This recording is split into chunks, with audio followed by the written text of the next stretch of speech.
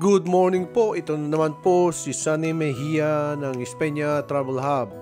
At ito na nga po, nakarating na po tayo dito sa Montserrat National Park. At syempre po, ito po ay nag-offering ng great views, fascinating rock formations, at syempre impressive basilica and home of the spiritual ng Black Madonna na tinatawag po. At sabi rin ng iba na itong location na to ay isang holy grail at yung elevation po dito ay mahigit po na 4,000 feet. At kabababa lang namin doon sa aming private tour pero na-excite na kami dito sa kakakuha ng mga picture at saka videos. At dito rin po ay maririnig ninyo yung mga tunog ng mga ibon at masarap po yung simoy po dito ng hangin. At syempre po kasama po lagi namin yung aming private tour na si Jonathan na ang kanyang palayaw ay Joe. Siya po ang nagpapaliwanag lahat kung ano po ang mga nandito. At siya po yan at super bait po. At dito naman po napadaan po tayo dito sa bilihan po ng souvenir. At siyempre po, hindi po mawawala ito. At karamihan naman pong pasyalan ay meron pong souvenir. At meron pa nga tayong nadaanan sa labas na parang flea market. At siguro paglabas natin mamaya, tsaka po tayo titingin po doon. Siguro mas mura ang mga bilihin doon kaysa dito po. Ito namang statue na to habang tinititigan mo, para ka nang sinusundan habang naglalakad ka. Siguro nga guni-gunoy ko lang yun. Pero ganun na nga. Sumusunod nga talaga. Pero siguro yung pagkakaukit sa kanyang mata, kaya ganun nga siguro.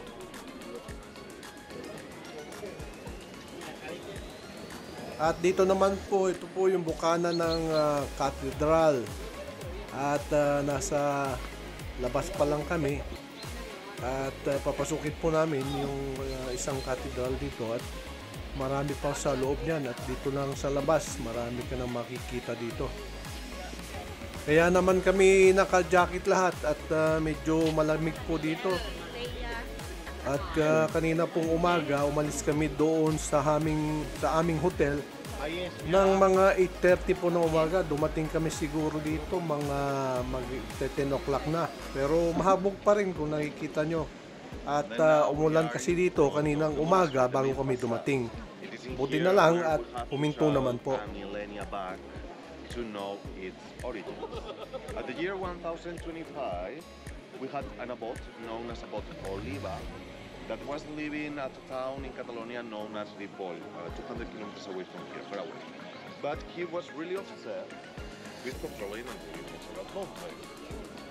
By that year, we'll have the shrine of the legend, and then Saint Steel Monastery, the same one we have seen before, on where the abbot passed away, and Oliva brought these hands to the proposal to the monk to become the next abbot, and these were the moon.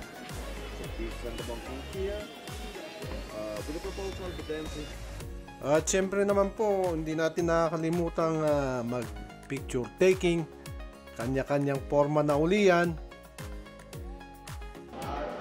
Kani-kanina lang po, marami po yung pillar ito na papasok doon sa loob. At kahit na kami may skip the line, yun po ang extrang binayaran namin dito sa tour. from people that not only held built Montserrat late in the morning, but were also close to Ferdinand II, the Catholic king. They come from that time. You will say it is one de Aragon, so Fernando Smith.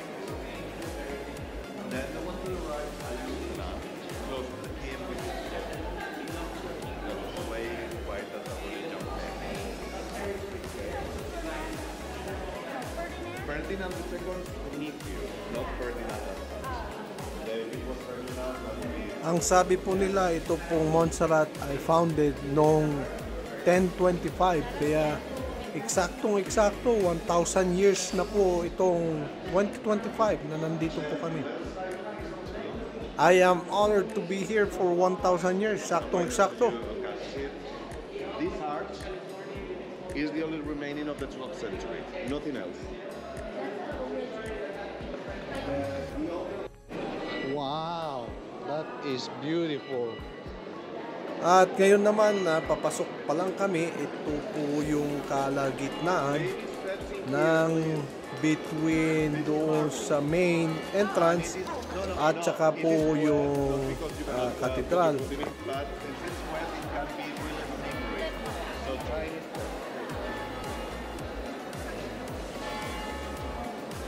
Nandiyan eh. Yan. Ang kayo magpon na yung video ko. Jiggy yun eh, jiggy yun. We will take our time because I will just take a picture in there. So I will take a picture.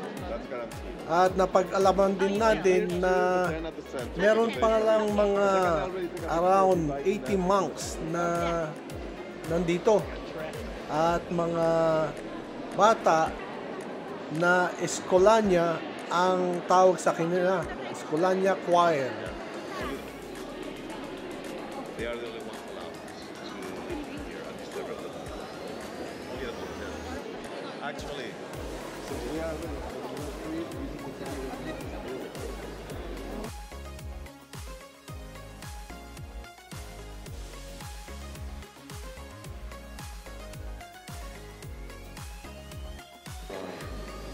Okay, so please make a seat for the first.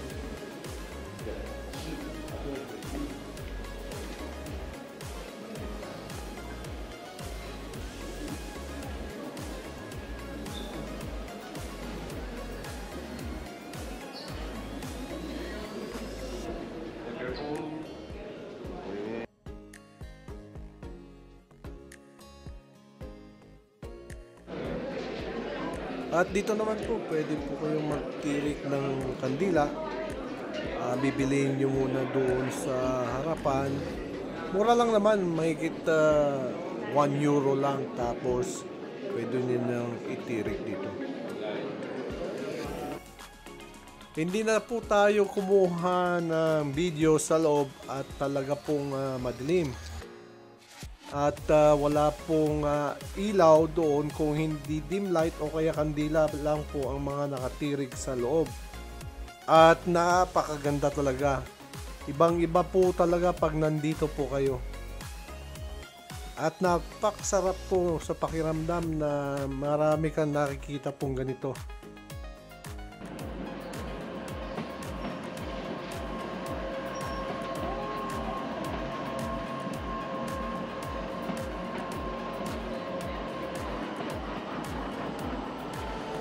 At ito naman po yung pre-market na sinasabi ko kanina na atin pong dadaanan at tignan po natin kung ano po ang mga binebenta dito. Pero sabi ng aming tour guide na si Jonathan ay nagpapatikim daw sila dito ng cheese, especially sa goat cheese at kung ano-ano bang cheese.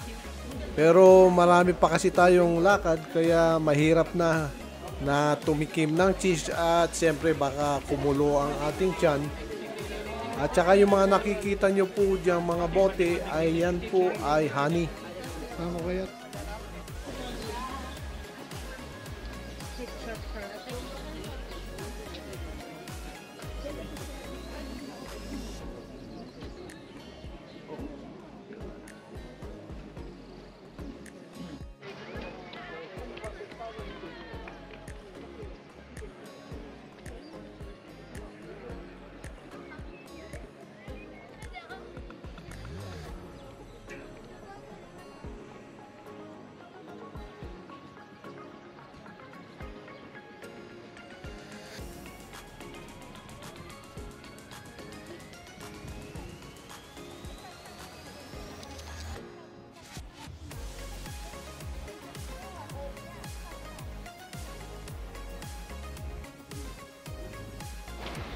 Ito na po yung rinentahan nating van gawa po ng Mercedes at ito po ay Mga hanggang 20 daw po ang pwedeng way, isakay John. dito. Between 18 and 20.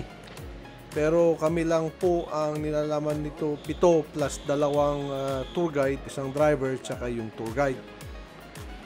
Kung gusto nyo pong malaman ang information nitong private tour guide na to, kontakin nyo po ako, sunny@espeñath.com.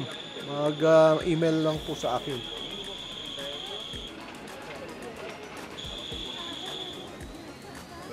Habang pong pumapasok yung ating mga kasama, huwag nyo pong kalimutang mag-subscribe, pakishare na lang yun po, at syempre huwag nyo pong kalimutang mag-likes.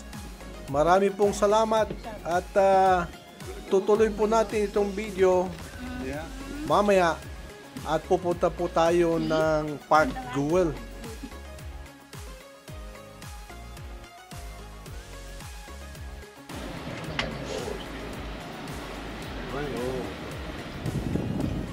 Galing.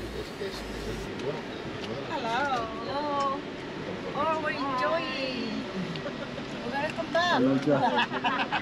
Solo The ah. food is good.